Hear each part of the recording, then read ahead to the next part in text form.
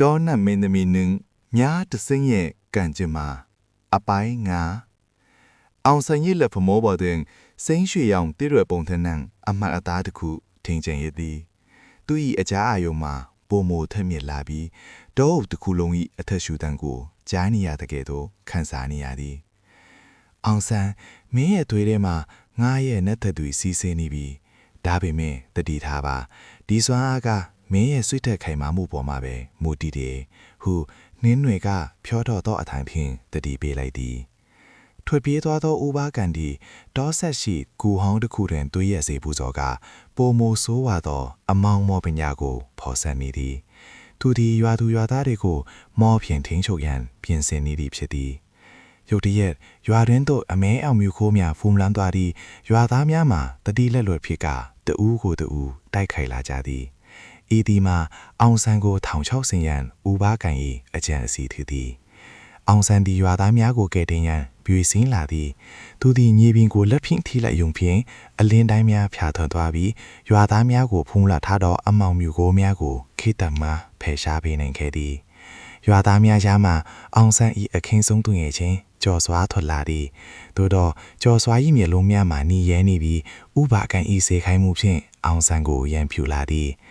ငါကိုတတ်လိုက်လေအောင်ဆန်မင်းကသူရဲကောင်းထိချင်တာမလားဟုကျော်စွာ၏နှုံမှဥပါကန်၏အတန်ဖြင့်လောင်ပြောဆိုနေသည်အောင်ဆန်ဒီသူငယ်ချင်းကိုမတိုက်ခိုက်လို့ဖြင့်ဘာဟိရဖြစ်နေသည်နင်းတွေသည်ထူမ၏အချမ်းရှိသောအင်အားကိုတုံးကလိပ်ပြအဆွင်းဖြင့်အောင်ဆန်၏ပခုံးပေါ်သို့လာနာသည်အောင်ဆန်မင်းရဲ့နှလုံးသားကအလင်းကိုတုံးပါသူ့ကိုမနာကျင်စေပဲအမောင်ထူးကိုခွင်းလို့ရတယ်ဟုလမ်းရွံပေးသည်အောင်ဆန်ဒီလေးကိုမမြောက်ပဲကောင်းကင်သို့လက်မြောက်လိုက်သည်ထို့ခါတော့အုပ်တစ်ခုတည်းမှတစ်စင်းနှင့်ပန်းဝိမုံများပြန်တက်လာပြီးကြော်စွာကိုပိုးအင်ကဲ့သို့ရိပ်ပတ်ကအမောင်စွမ်းအားကိုစုပ်ထွက်ပစ်လိုက်သည်ရန်သူပဟန်ကျဲဖြစ်သောကူဟောင်းတို့အောင်ဆန်တယောက်ထဲထွက်ခွာလာသည်ကူဘော်တွင်ဥပကန်ကဝိညာဉ်စစ်တွေကိုစီတန်းကစောင့်ကြိုနေသည်ဇက်ကွက်စသည်အကျိတ်အနေတိုက်ကွဲအောင်ဆန်ဒီများတဆင်းချင်းကိုပိတ်ခတ်လိုက်တိုင်းများတွေသည်လေတွေမှအခွဲပေါင်းများစွာဖြစ်သွားပြီးဝိညာဉ်စစ်တွေကိုခြေမုံပစ်သည်သူ၏လှူရှားမှုများမှာလူသားတယောက်ထက်များစွာပိုမိုမြန်ဆန်နေသည်ဥပါကန်ဒီမိမိကိုအစိမ့်နဂါထိတကောင်အဆွင်ပြောင်းလဲလိုက်ပြီးအောင်ဆန်ကိုဝါရော်ရန်ကြိုးစားသည်ကူတွင်၌အစိမ့်ငွေများဖြစ်နေသွားပြီးအောင်ဆန်အသက်ရှူရခက်ခဲလာသည်အောင်ဆန်အန်တေဖြစ်နေသည်ကိုသိသောနင်းတွေသည်ထူမ၏နတ်သက်အမြူတွေကိုအောင်ဆန်ထံသို့ပြစ်လွင်ပေးလိုက်သည်ဒါကငါရဲ့နောက်ဆုံးစွမ်းအားပဲအောင်ဆန်အဆုံးသတ်လိုက်တော့အောင်ဆန်ဒီနတ်သက်အမြူတွေကိုသူ၏များထီတွင်တက်ဆင်းလိုက်သည်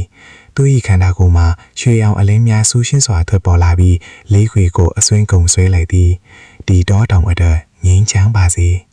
များသည့်ဥပါကန်၏ရင်ပတ်တက်တဲ့ကိုထိမ့်ဝင်သွားပြီးကိုဟောင်ကြီးတစ်ခုလုံးအချူရောင်အလင်းများဖြင့်ပေါက်ကွဲသွားပြီးအမောင်ထိုးများပျောက်ကွဲသွားပြီးဒေါအုပ်ကြီးမှပြန်လဲစိမ့်လန်းလာတော့လေနင်းတွေမှာအင်အားကုန်ခန့်ကပျောက်ကွဲလူနီးပါးထွေသွားသည်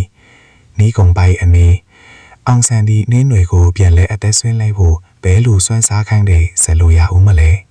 သူကိုယ်တိုင်ကတော့လူသားလောကတွေကိုပြန်သွားမလားဒါမှမဟုတ်ဒေါနတ်မင်းသမီးရဲ့နေရာကိုဆက်ခံမင်းဒေါဆောင်နတ်မင်းဖြစ်လာမလားဒီဇလန်ကိုအပိုင်းစစ်ကိုစပ်ပါစော